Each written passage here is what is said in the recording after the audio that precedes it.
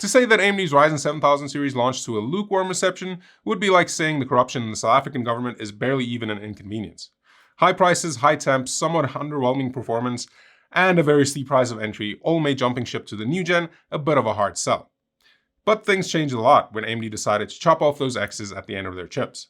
The non-X Ryzen 7000 series chips and the X3D versions, I think, finally gave us all a lot more valid reasons to actually want to get in on the action, and that's why in today's video we'll be taking a look at what could very well be my favorite chip of the bunch, the Ryzen 9 7900. Just like PCBuilder is my favorite sponsor. PCBuilder is a service currently available at Computer Mania here in South Africa that makes buying or building an awesome gaming system a breeze. Just choose the games you want to play, pick a budget that doesn't make your wallet cry, and PCBuilder does the rest. PCBuilder will tell you how many juicy frames you'll be able to get out of the system at various resolutions and settings, and it helps you customize the build as much as you want. See a part of a peripheral you like better, grab it, and PCBuilder will update everything accordingly. Simple as that. PCBuilder will also keep track of stuff like compatibility and power requirements for you, so if you do accidentally switch out to a part that won't work with the rest of your system, PCBuilder will let you know and give you a list of other parts that will. PCBuilder and Computer Mania will build the system, install Windows along with a free month of Xbox Game Pass for you, and test and benchmark it to make sure that it's ready to game as soon as you get your hands on it.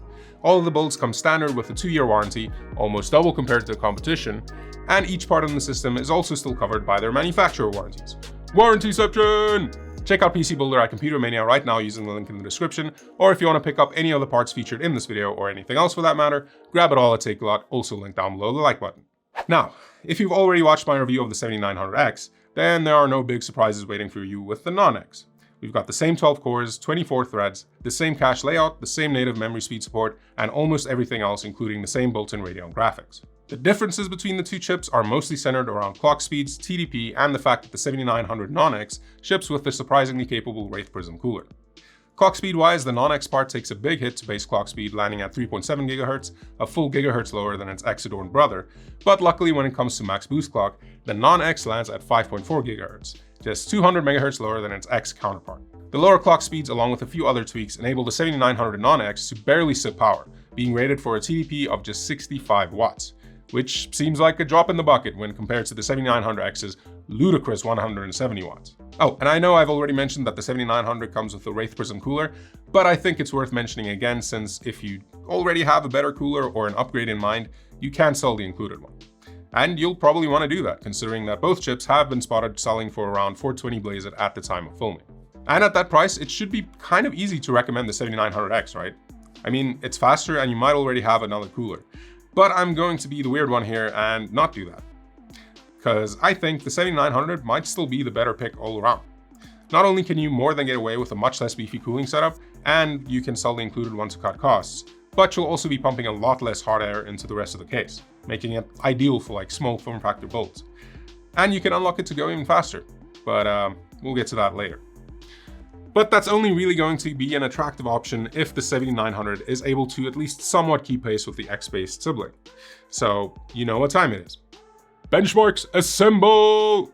Now, for testing, both new and old systems were equipped with MSI's RX 6900 XT Gaming Trio Plus, Antec Signature 1000 watt power supply, Cooler Master's ML240 AIO, and both were running Crucial's P5 Plus as their main drives. The 7900 system was built around MSI's Pro X670P motherboard, along with 32GB kit of Gale's monstrous Evo 5 DDR5 modules running at 6000 MHz CL34 timings, while the AM4 system used an equally capable X570 board and 32 gigs of Crucial's Ballistics RGB running at 3600 MHz CL60. Now, as the benchmarks start popping up, you'll notice a stark lack of Intel chips in the mix. And that's not because Intel can't compete, they absolutely can. It's just that Intel hasn't sent me any of their chips in a while, so I don't have updated numbers for them. Okay, let's get into it, starting as always with a couple of production benchmarks, with Cinebench R23 kicking us off. And as expected, the two higher core count parts make absolute mincemeat of both the 3800XT and the 5800X3D. And also unsurprisingly, the X in the 7900X definitely seems to be doing its job. Then in the Blender benchmark, we see pretty much the same story play out again, so nothing too interesting to see here. Moving on to Puget Bench's Photoshop and Premiere Pro benchmarks, yeah, again, nothing too interesting to see here. Though do keep in mind that if I was benchmarking with an NVIDIA card, the numbers would have probably been a heck of a lot higher than for like all of the chips involved. And to round us out is the 7-zip benchmark where the 7900X takes the top honors again without really trying all that hard. Clearly, if you do end up paying more for an X attached to your 7900, then you'll be getting your money's worth, at least when it comes to productivity tasks. But what about gaming? Well, let's find out. In Unigine superposition, it's a pretty tight race for all of the chips except for the poor 3800 XT.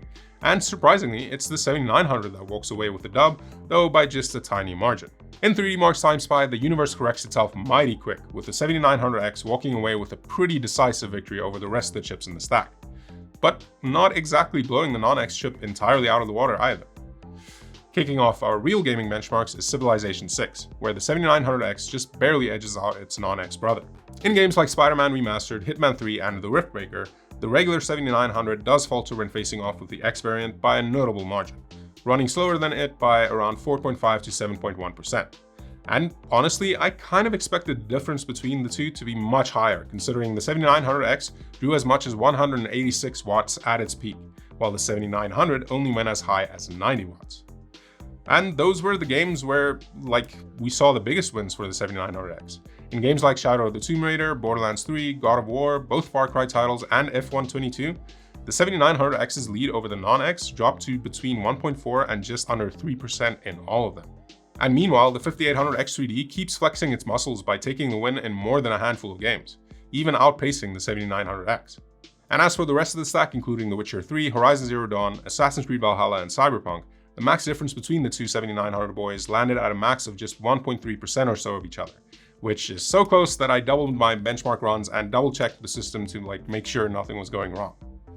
With all the numbers tallied up, the regular 7900 only lost to the 7900X by around 3%, which goes without saying is pretty dang impressive for the non-X part, and maybe just a little bit embarrassing for the 7900X. It also probably explains why the two chips are regularly seen selling for around the same price. What makes things even more interesting is the fact that this race is already so close before we even set the 7900 loose with some overclocking. Now, because this isn't an overclocking guide, I'm not going to go through all of my settings, but if you do want to play around with it when you get your 7900, I recommend checking out Scatterbencher's video on the topic, because it's great. All I will say is that I only overclocked the chip's PBO or Precision Boost Overdrive settings, and was able to boost the max single and all-core frequencies by a couple of 100 MHz, which actually got us some pretty decent results. In Cinebench, the overclock boosted the chip's all-core score by around 24%, resulting in it taking the top spot from the 7900X. And even though we didn't manage to do the same when it came to the single core, we still saw a pretty healthy boost there too. The same goes for the Blender benchmark, where the overclock put the 7900 head-to-head with the 7900X in each of the scenes tested. 7-Zip also saw some big gains coming from our overclock, boosting our total score by just over 10% over our stock result. In Time Spy, even though the overclock wasn't quite enough to put the 7900 ahead of the 7900X, it still gave us a much closer race. As for real games though, unfortunately we didn't see as dramatic an uplift as we saw in the synthetic and productivity benchmarks. There were gains to be had for sure, like in games like Hitman 3, where we got a nice little 8% improvement to average FPS, putting it ahead of the 7900X, but in most of the other games tested, the results were a little underwhelming. But underwhelming or not, those are still some worthwhile results, especially seeing as production tasks seem to be a bit of a weak spot for the 7900, and the overclock basically patches that spot. Of course, you can overclock the 7900X too, but in that case, the chip is on the verge of redlining already, whereas the non-X should have a little more headroom to play with. Just keep in mind that removing the 7900's lanes does come with some drawbacks. During testing, the overclock made the chip draw just under 180 watts, double what it was drawing at stock settings, and that obviously meant more heat too, with our max temp jumping from 63 all the way up to a toasty 95 degrees. So while there are some impressive gains to be had from overclocking this puppy, it does pretty much eliminate two of the chip's biggest benefits, unless you take the time to dial in your OC settings to find a good balance between performance, power draw, and temperature. So where does all of this leave us then? Well, I think we're in kind of a weird spot. If it was as simple as the 7900 is basically the same as the 7900X, but less power hungry and cheaper, then it'd be very easy to recommend going for the non-X part. But AMD doesn't seem all that interested in making any of this easy for us. During the production of this video, I've seen the 7900X selling for cheaper than the 7900 at least 3 different times. And at the time of filming, that's still the case with the 7900X landing at $10 cheaper. With that pricing in mind, if you're looking for a great chip for gaming and work applications and already have a decent cooler lined up, then you should definitely be looking at the 7900X. But when pricing does go back to normal, or you want a monster of a chip for your small form factor build, going with the 7900 starts making a lot more sense. Cheaper, easier to manage, a lot more power under the hood if you're willing to try your hand at overclocking, and a really decent cooler included right in the box. Done deal. And done video. Remember to check out PCBuilder at Computer Mania to buy or build the gaming rig of your dreams, and get all of your other stuff over at Takealot, both linked down below. And yeah, I'll catch you all in the next one. Cheers.